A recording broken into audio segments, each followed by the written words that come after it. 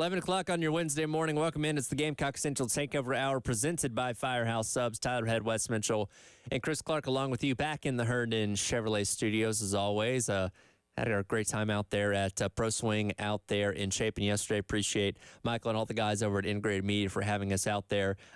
Did you guys feel like you improved on your golf game at all after getting all those swings in?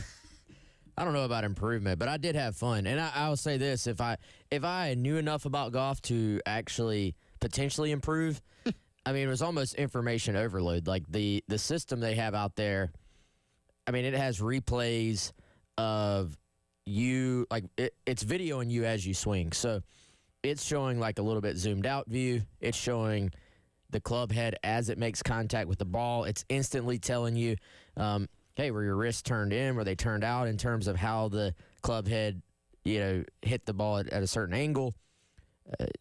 Club speed, ball distance. I mean, just it's almost like the analytics they have in MLB now. Oh, yeah. No, it's a place to go there and improve on your game. And if anybody would have improved on the game, it would be guy Josh, because he hit balls for about a solid 3 hours. As I came back here to do the halftime show, I could still hear him in the background taking shot after shot after shot. So he had to have hit at least 100 of them yesterday. So he's got to be a world-class golfer at this point in time.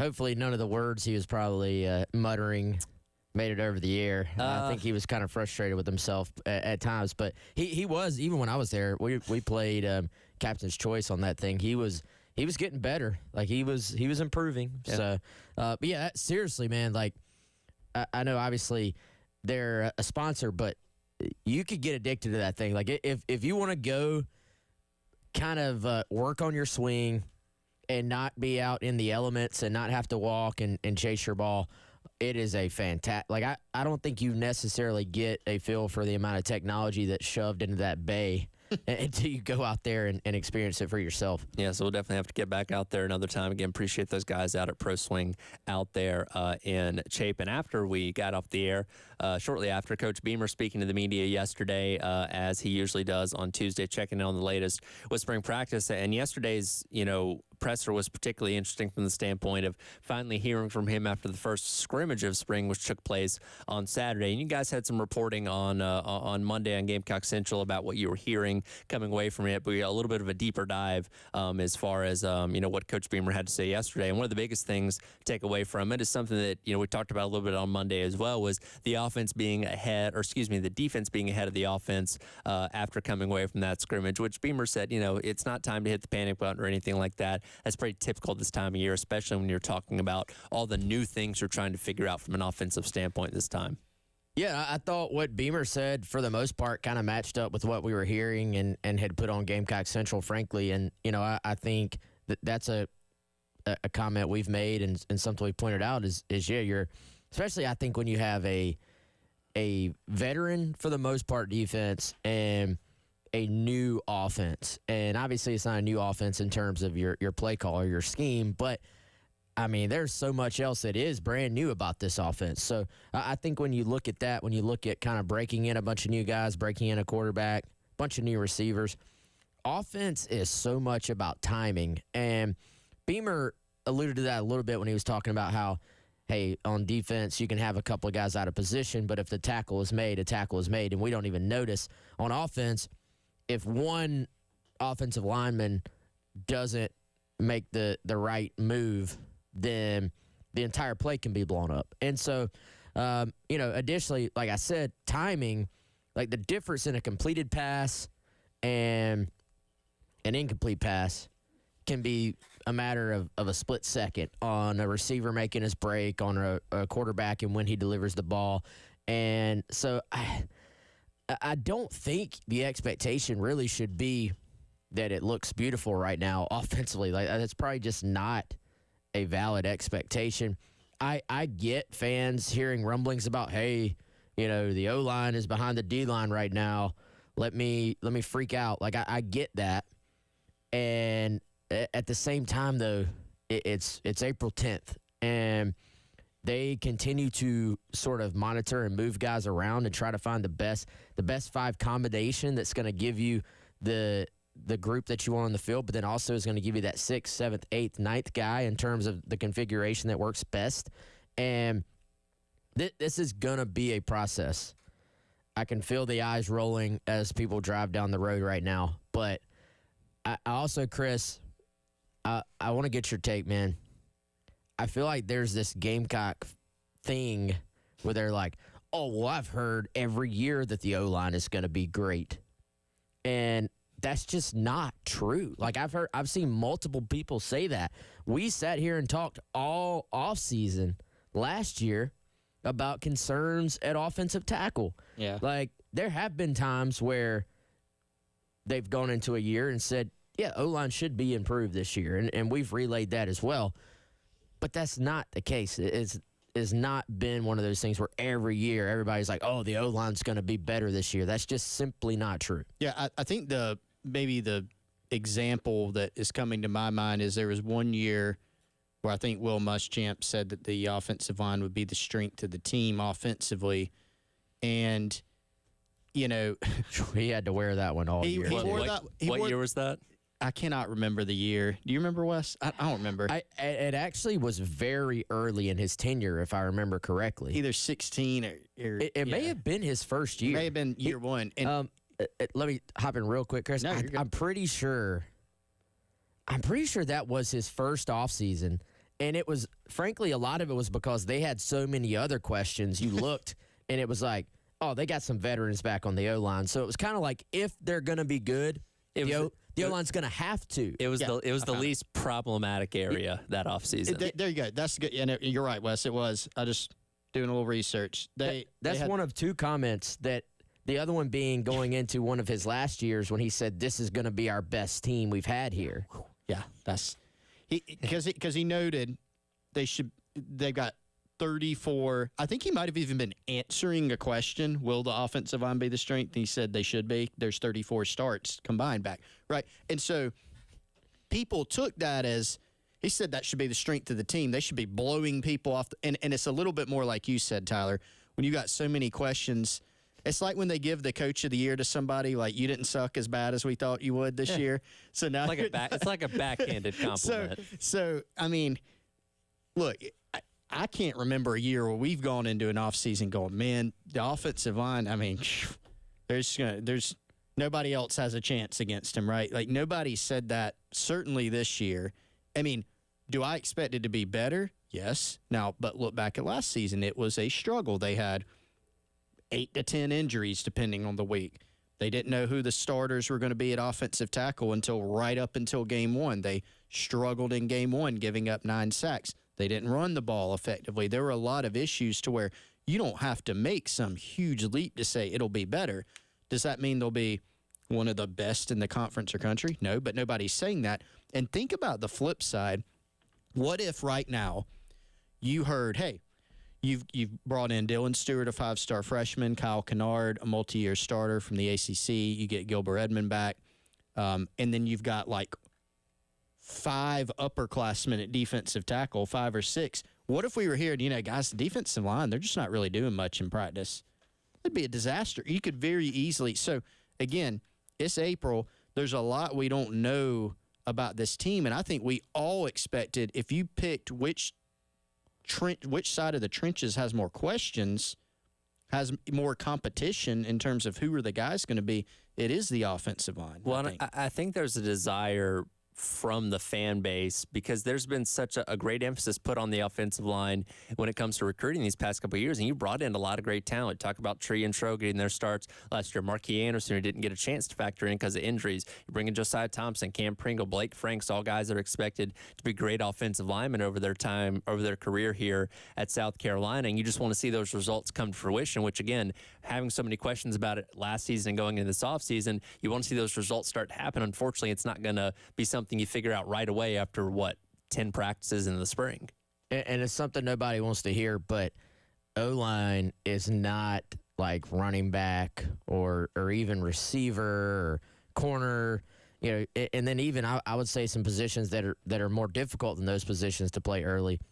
O-line may be the most difficult, and they say in general that kind of closer you get to the ball, the more difficult it is to play as a true freshman. And O-line, there's such a mental aspect to it, a technique aspect to it, obviously size and strength aspect to it. And these guys they've brought in, they all have size, but there's a difference between 18-year-old and 19-year-old strength versus 21 and 22 and has been in a college strength program for 2, 3, 4 years. So I think for those guys, and Beamer referenced this as well, these true freshmen, they're going up against DeAndre Jules and Tonka Hemingway and Boogie and guys like that. So there's going to be some learning moments in practice. And you look at the guys that were in last year and played early. I mean, Tree and Tro, how valuable is that they're playing on the road at Georgia, on the road at Tennessee, playing against Kentucky? You know, it's to me,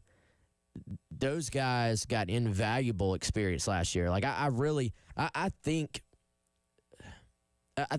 unless there's just another huge run of injuries, knock on wood for those guys, this O-line is going to be improved. That may not yet be evident right now because you're still kind of – nobody wants to see how the sausage is made, so to speak. Like right now, you're throwing in different combinations. You've got so many different variables that are new right now.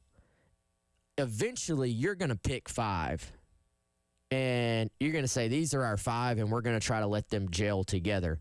You don't have to be at that point yet. And for some of these guys, you're talking about playing new positions. I mean, I continue to hear Tree to guard is a possibility or something that maybe is already happening. And so I think finding that combination is going to be the key. They still have time. Again, I fully get nobody wants to hear that. But O-line as a whole is – I mean, it's difficult. You're not going to just be dominant on the offensive line no matter how good you are as a whole because of the defensive lines you're facing week in, week out in this conference. Yeah, I think on one hand, it would be great if you had your 5, if it was a bunch of guys, where you had 4 or 5 returning starters who were seniors. But you don't really have that. You have some guys who are like a Vershawn Lee, right? It'd be very surprising if he didn't start, multi-year starter. But you have some transfers who are factoring in, who are still getting acclimated to the offense and the program. You have some younger guys who are talented. You have some guys who have played football here, like a Ja'Kai Moore, right, who could be a starter. Maybe he doesn't end up being a starter. You kind of want this phase to have that competition, to cross-train, to continue going with the competition. And so I don't think it's a bad thing that it's unsettled right now in terms of your starters. And I don't push the panic button if you hear that the defensive line has gotten the better of the offensive line so far, right? Because I do think there are some signs and an expectation that this Gamecocks defensive front will be better than what we saw last year. So, again, it's fun to talk about in the offseason. The true test is going to be when they line up against Old Dominion, when they line up against Kentucky and Missouri and all these other teams. To some degree, it's going to be a little bit unknown until then. It is, and I think also, Chris, to add to that, we've talked all offseason about the increased play from what we've heard at linebacker. And from what I've heard, they have not been holding back on the offense in these practices. Like, they are throwing everything at them. And so you're talking about bringing pressure with some linebackers that are pretty good pass rushers in their own right and are athletic and have played a lot of ball too. So this is not just in a vacuum, hey, you block your guy. This is a total front 6 in this 4-2-5 or 3-3-5 that has made big improvements in the last couple of years. So I think that is a big factor in this as well. Another area that obviously has a lot of questions this offseason is the wide receiver spot. We heard Coach Beamer talk about how they performed at the scrimmage on Saturday. Coming up, it's Gamecock Central Takeover Hour presented by Firehouse Subs here on The Game.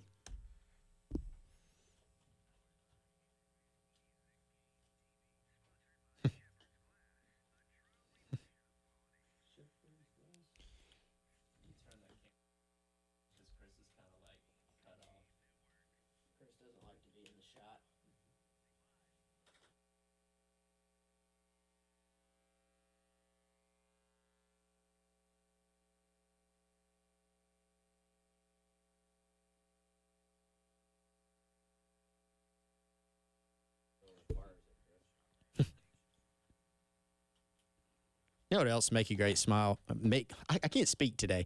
What else will make you smile is an outstanding audio-visual setup from our friends at Integrated Media. We were just telling you how we were out at Pro Swing in Chapin yesterday. That's Michael, Nathan, and our guys at Integrated Media. They've got it all going on, right? Anything from a technology standpoint, whether it's, hey, I mean, if you want to call the guys at Integrated Media and have them put in a golf simulator in your house, they can do that because they've done that. But maybe you just need something a little bit, not quite as extensive as that. Maybe you just need a TV mounted. They can do that for you. Go check out their website, integratedmediainc.com, or give Michael and Nathan and their team at Integrated Media a call, 803-948-8327. You can check out their website at integratedmediainc.com to get a sense of all their services. Again, everything from mounting a TV to a complete smart home system, home theater, or heck, yeah, even a golf simulator. IntegratedMediaInc.com, 803-948-8327.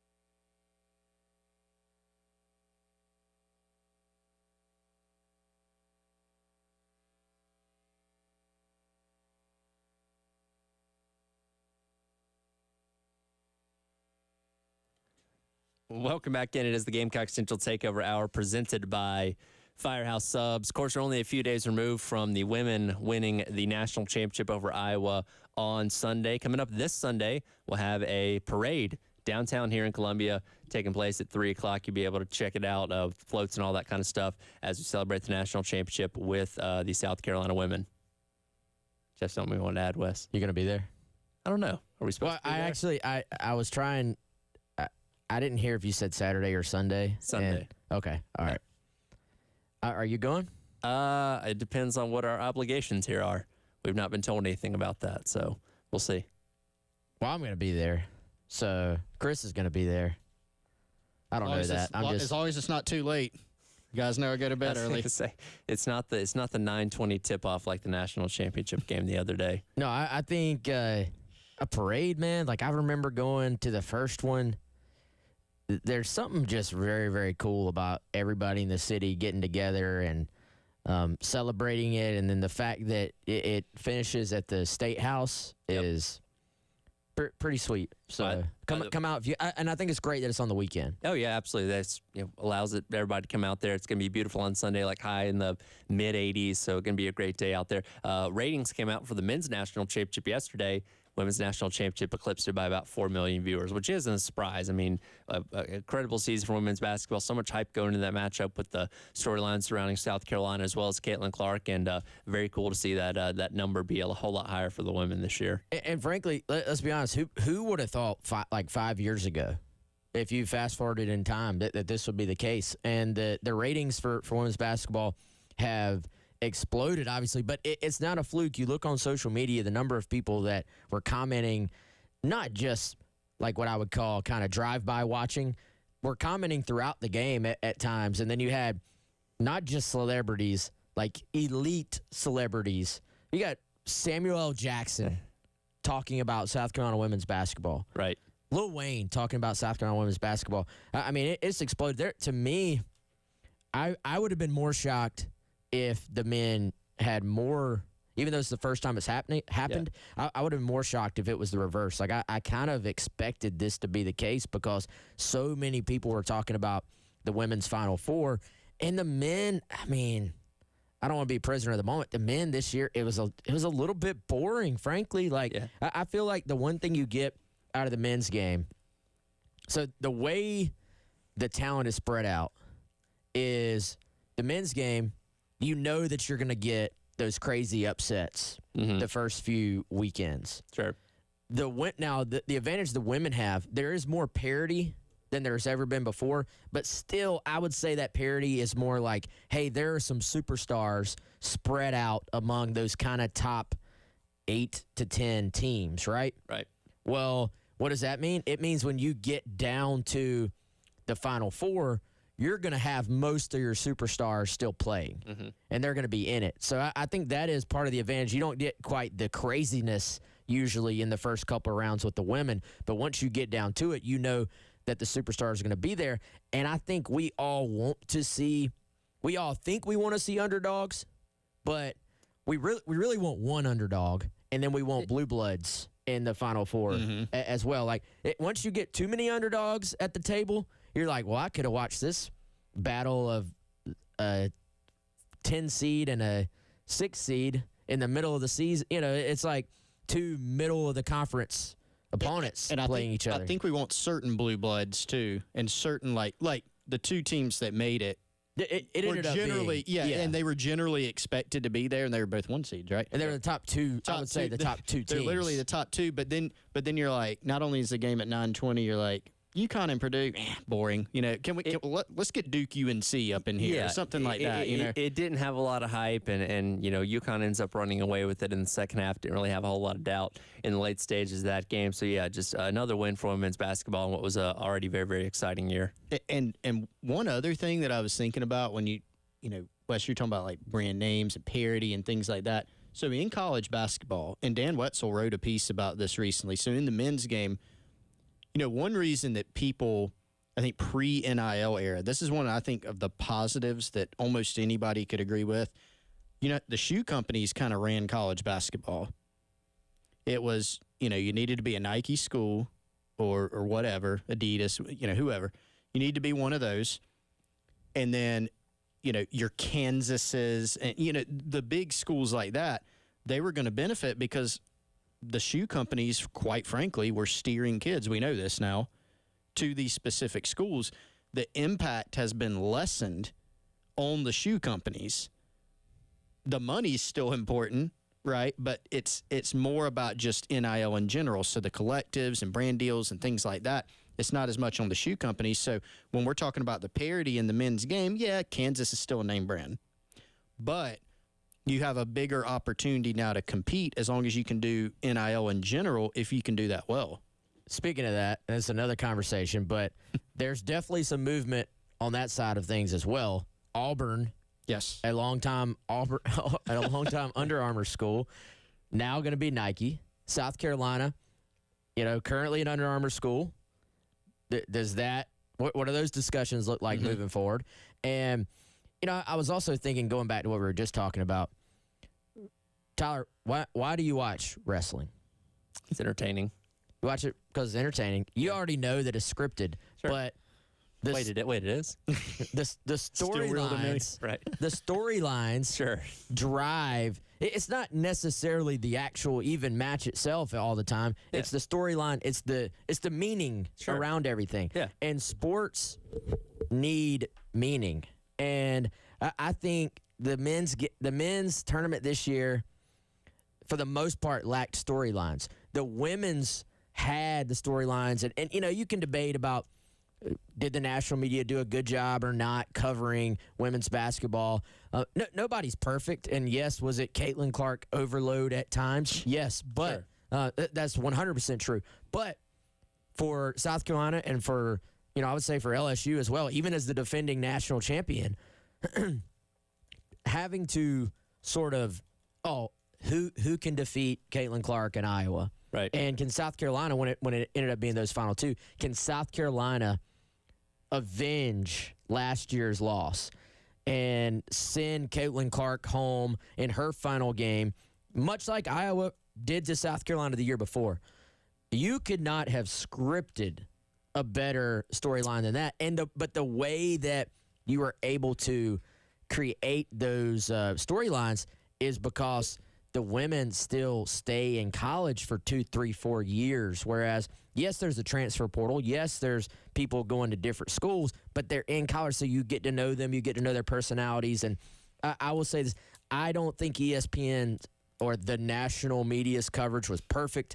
I'm not saying it was by any means. But I do think they also provided valuable eyeballs to the sport, whether it was perfect or not, that helped to grow the game in general. Yeah, absolutely. And quick note here, as we're talking about women's basketball news coming out last night, Tara Vanderveer retiring after almost 4 decades of coaching women's basketball, mainly at Stanford. And obviously they got bounced by North Carolina State in the Sweet 16 this year. But a legacy, one of the greatest coaches of all time, the winningest basketball coach in all of college basketball, calling it a career at, after a very long time out there at Stanford. So big piece of that game gone. But again, one of the all-time greats out there in Stanford and Tara Vanderveer.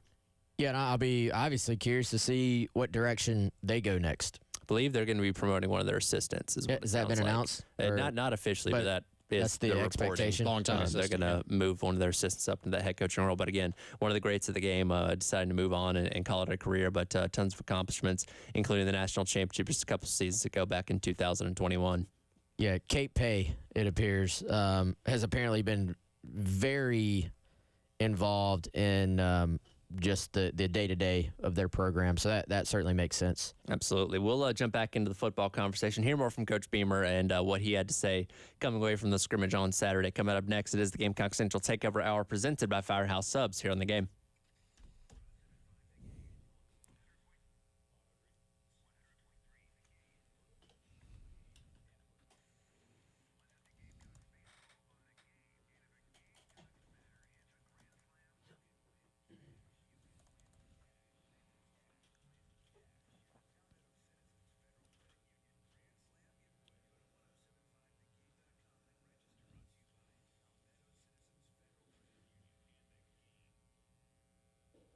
Stealing a little script from Wes Mitchell here, but it's really not scripted because I'm doing it right now.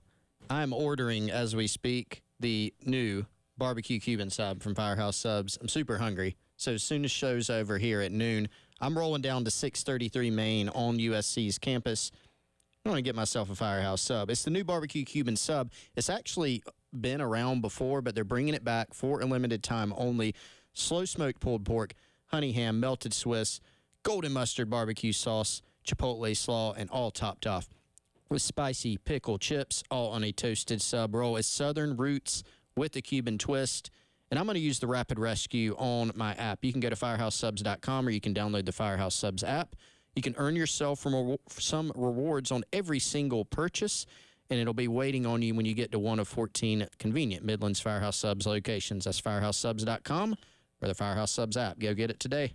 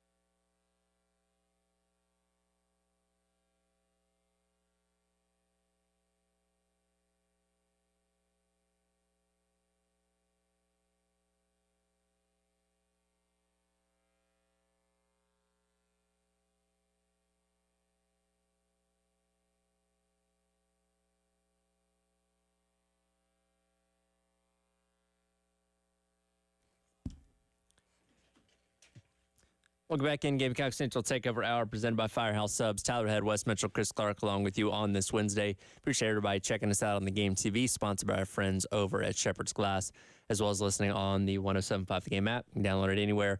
iTunes Store, Google Play Store, and take us with you wherever you go. Jump back into the conversation about football. Again, Coach Beamer speaking yesterday to the media. You're able to hear it right here on the game, giving an assessment of what he was able to see out of the first scrimmage of spring that took place this past Saturday out at Williams-Brice Stadium. Want to focus in on the wide receivers because that's another area, particularly on the offense, that does have a lot of questions as we're making our way through spring practice. Here is what Coach Beamer had to say about his assessment of that position at the scrimmage the other day.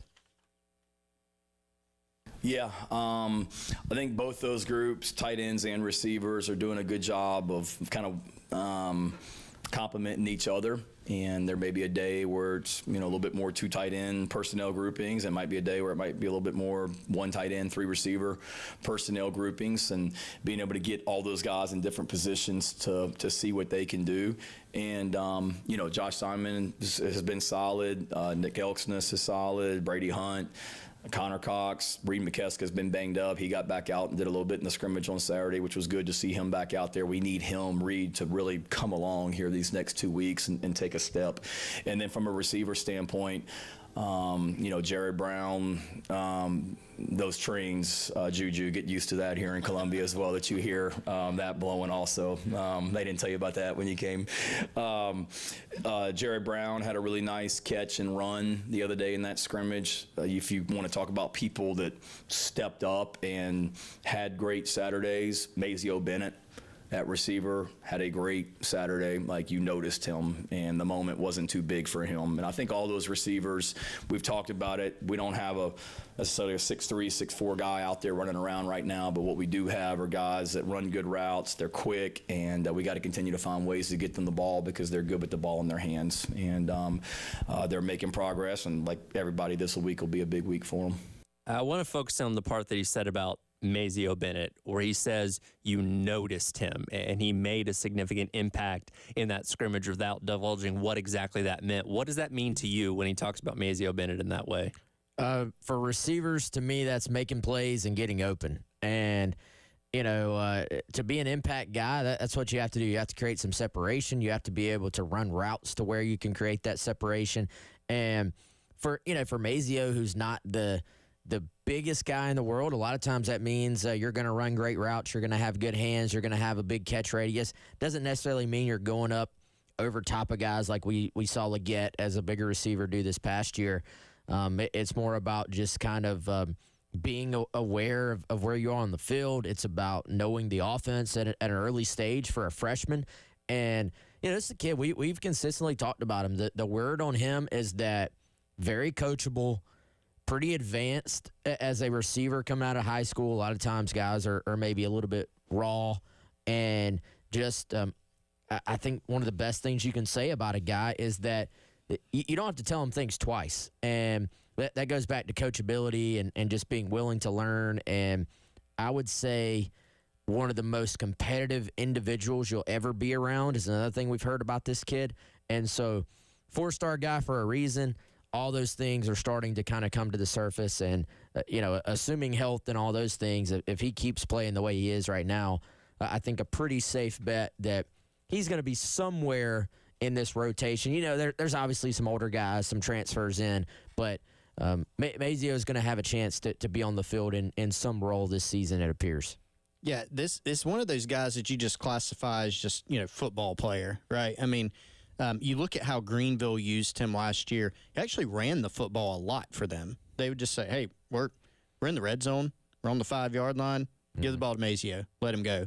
And, not saying that's going to carry over necessarily to the college level, but he has that type of skill set. And I think one of his, we followed him for a good bit in high school I remember meeting him. Freshman year, yeah, he was a freshman, I think.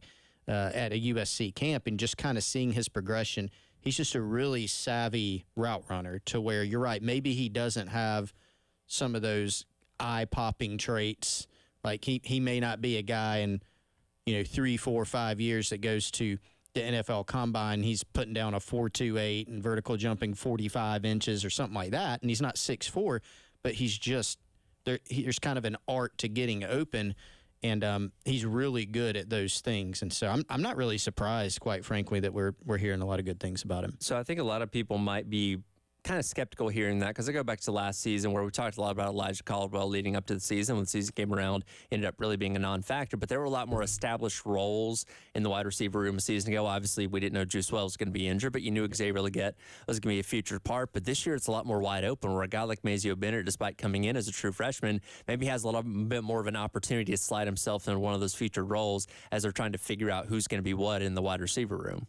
Yeah, and I would say, based on what we know about Mazio too, he's not going to just sort of, he's not going to be happy with where he's at. And, you know, I'm not saying that was the case with Elijah, but I think this is a kid that's going to keep pushing. We had Charles Power on from On 3. He does a fantastic job with the rankings, and he was talking to us about just the process of ranking wide receivers and how difficult it is these days because there are so many players in high school that are probably, frankly, about like Mazio if you just look at him physically in terms of, you know, not the biggest guy, but not small by any means, and can run and just makes a lot of plays in high school. Trying to distinguish which of these guys are going to go on to be guys that make a big impact in college versus are just kind of just a guy, basically, is very, very difficult. And a big part of that, though, is sort of can you fine-tune your technique as a wide receiver? Can you be – it's almost like a pitcher versus a thrower. At this point, there's a lot of guys who can throw 95. Not all of them can actually pitch. And there's a lot of guys who can run. There's a lot of guys who can catch a football. How many of them can go out within the confines of an offense, use their God-given ability, but also their technique to get open, to set up defenders, to have an understanding of the greater purpose of where they are within a route concept and go make plays. And I think Mazio is already, like I said, fairly developed for a freshman early enrollee at that in terms of doing all those things. If you look at this wide receiver room as a whole, I think there are several guys that are kind of in the same mold as Mazio in that, and Beamer talked about this yesterday too, you know, they don't have a bunch of 6'3" guys out there running around where there you go, man, that's a physical, you know, freak of nature right there.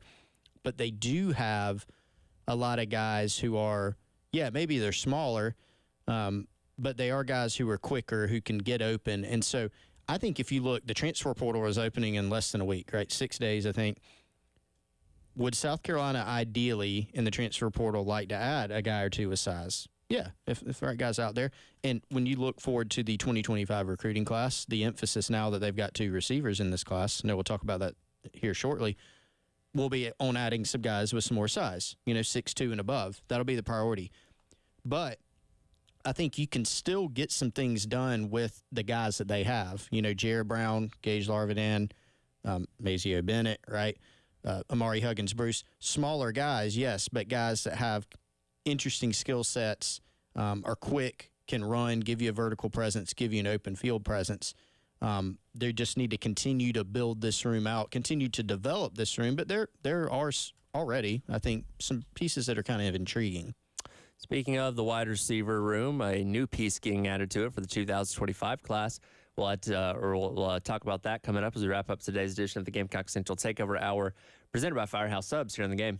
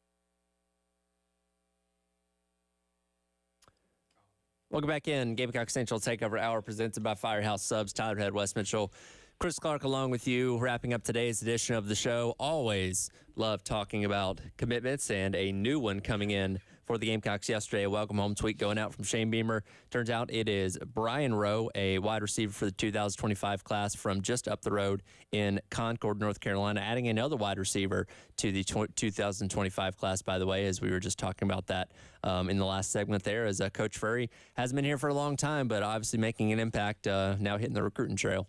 Yeah, and doesn't it seem like the commitments come in bunches around here? And I think you're about to see a little just sort of wave of commitments with South Carolina. Obviously, there was a second welcome home yesterday that has not been revealed yet. I don't think Gamecock fans will be waiting too long on that one. And then from Sumter, you have Anthony Addison, who has said on Twitter X, basically, that he'll be announcing possibly on Friday. So you could see a little run here. I think for South Carolina to sort of, Chris, maybe start to check some of the boxes on some of the more local guys that have emerged as priority targets. Obviously, Brian Rowe, not an in-state guy, but not too far, certainly in the South Carolina usual footprint to get back into the state of North Carolina, which I think is big, is a good thing. I know Chris talked to Brian Rowe. I'll let him maybe talk about the reasons. But as a player, what stands out to me, and this is a high 3-star, 4-star kid, very explosive, can jump out the gym. Like, that was the first thing I was looking at some of his stuff. Some of his 7-on-7, just effortless leaping ability, very explosive, kind of has effortless acceleration and athleticism and those things. A little bit raw maybe watching him on tape.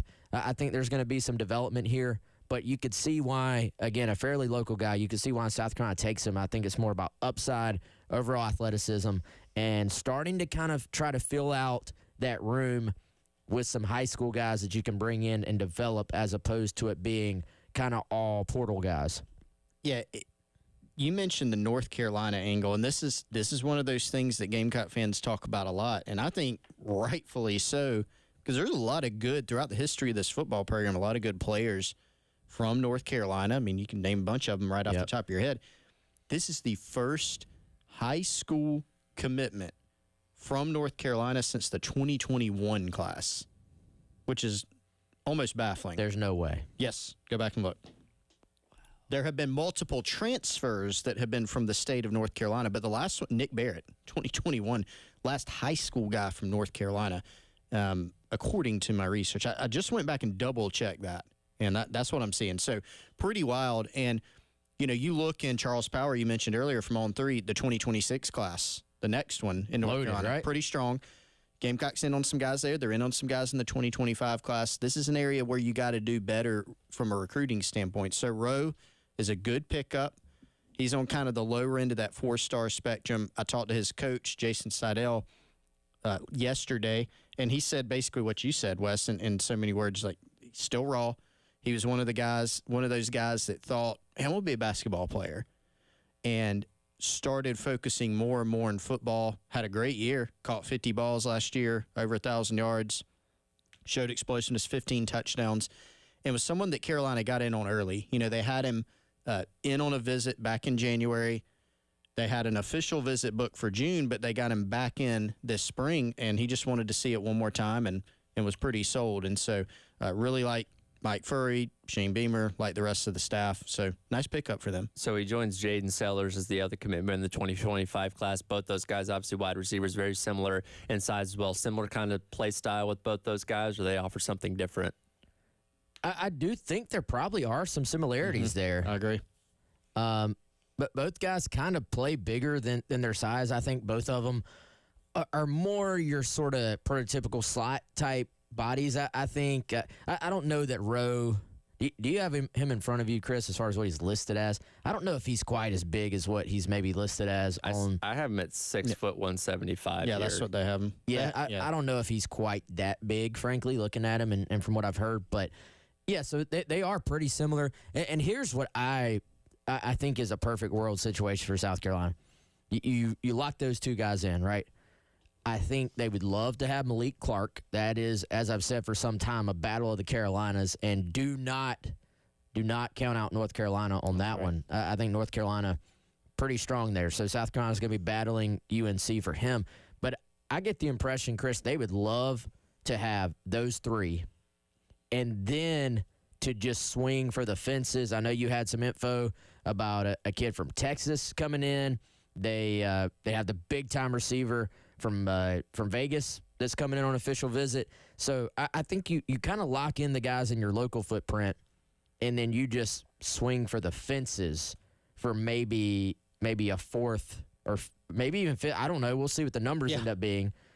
Numbers are always fluid, I think. But you'd love to just sort of check some boxes with the more local guys and then swing for the fences on some of those other guys. Yeah, Adrian Wilson out of Texas, former Oregon commitment, top 130 player in the country. And you look at that, that doesn't really fit the profile of what South Carolina's got. They don't go recruit receivers from Texas often of this caliber.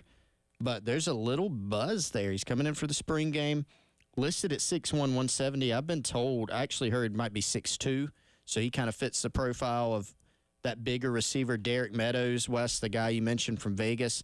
He'll be in this summer for an official visit. He's 6'5". He fits the profile of a guy that has more size. So that's definitely what they're going to be looking for, whether it's high school or portal, looking forward. And Meadows, I would say, a fairly strong Notre Dame lean. Yes. Has sort of, and he's kind of confirmed that. Even that's not just something you hear. He said that. But Chris, the Texas kid, Adrian Wilson, who you just mentioned, I mean, it sounds like South Carolina has some traction here, right? Yes, that hadn't been here, but a guy that Mike Furry zeroed in on, and there's a little buzz. We'll see how the visit goes, but they got a shot. And we'll stay up to date on all the latest when it comes to recruiting. Good to see another commitment for the 2025 class for Carolina. That'll do it for today's edition of the Gamecock Central Takeover Hour presented by Firehouse Subs. Halftime show with myself, Terry Ford, coming up next here on the game.